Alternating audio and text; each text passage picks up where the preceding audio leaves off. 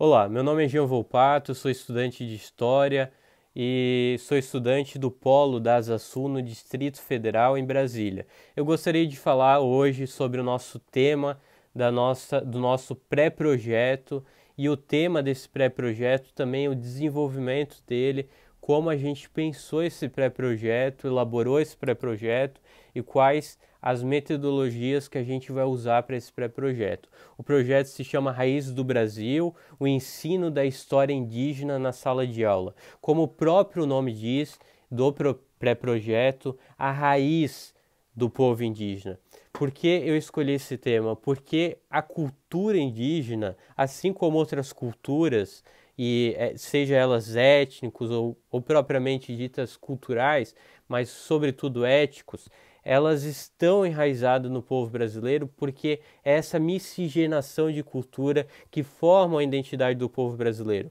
Então, debater as raízes do Brasil sobre a ótica do ensino da história indígena na sala de aula, ela tem também esse objetivo de resgatar a cultura do povo brasileiro, resgatar a importância de debater isso em sala de aula para poder mostrar de forma muito clara que o povo brasileiro ele não é formado apenas de uma cultura, ela é miscigenada, e é essa miscigenação que forma então um todo, que é a nossa cultura.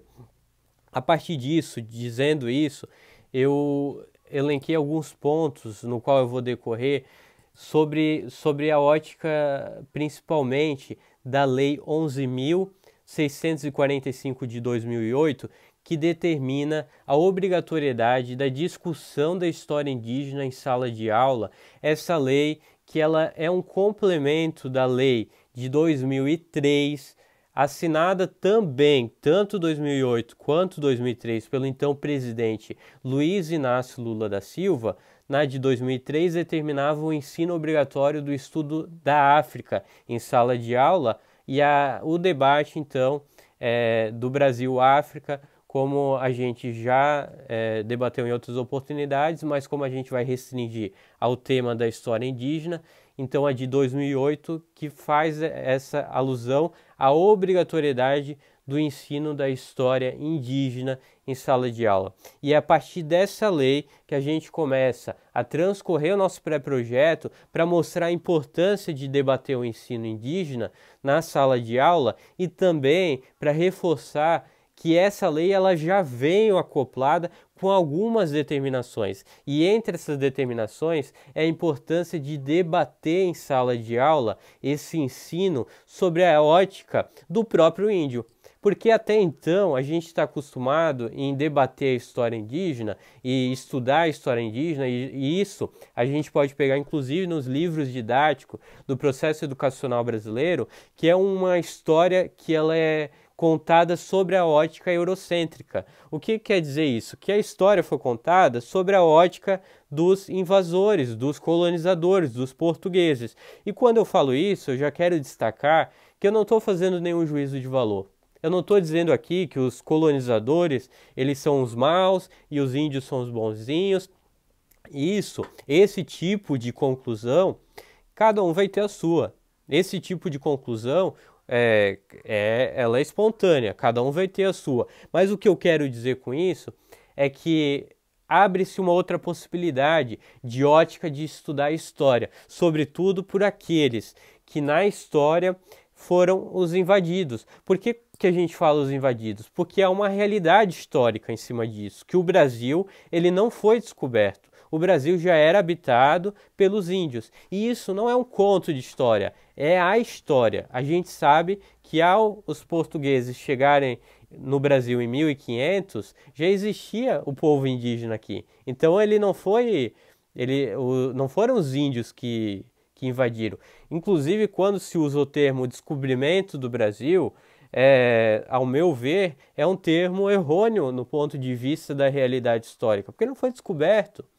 Ele não foi descoberto, né? Eu também não vou dizer que ele foi invadido ou reforçar essa temática, talvez até tenha sido, mas era um contexto histórico diferente. Não nos cabe, enquanto professor, fazer esse julgamento, mas estudar a história indígena na sala de aula, ela vai debater e ela vai levantar todos esses temas e possibilitar o debate, possibilitar que a aluna e o aluno faça esse tipo de argumentação entre si, é o que faz o estudante, com certeza é o que faz o estudante ter a absorção do processo de ensino e aprendizagem, porque ele vai unir o lado eurocêntrico mais a história indígena e aí formar a sua opinião, que é isso que, como eu já disse, cabe ao professor.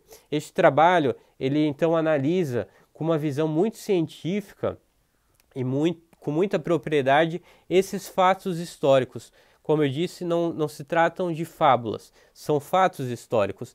E a partir disso, é importante dizer que ao estudar sobre a ótica do indígena e sobre como o indígena via esse processo histórico, também entender que o indígena ele não faz parte apenas da história, ele faz parte também da contemporaneidade, da atualidade. Existem ainda no Brasil várias tribos indígenas, e essas tribos indígenas, por isso que não é certo a gente falar em povo indígena, os povos indígenas formam a pluralidade que é a cultura do povo brasileiro.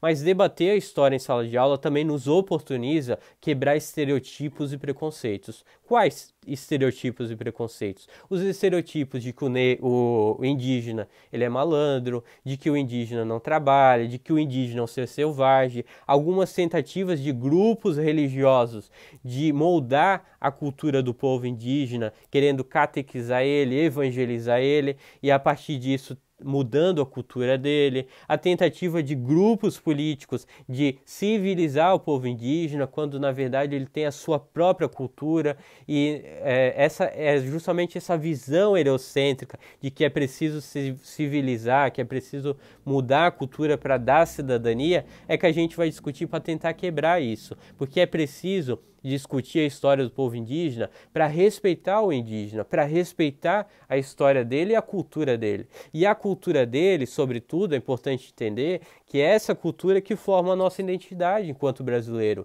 enquanto latino-americano, porque a história indígena ela não é restrita ao povo brasileiro.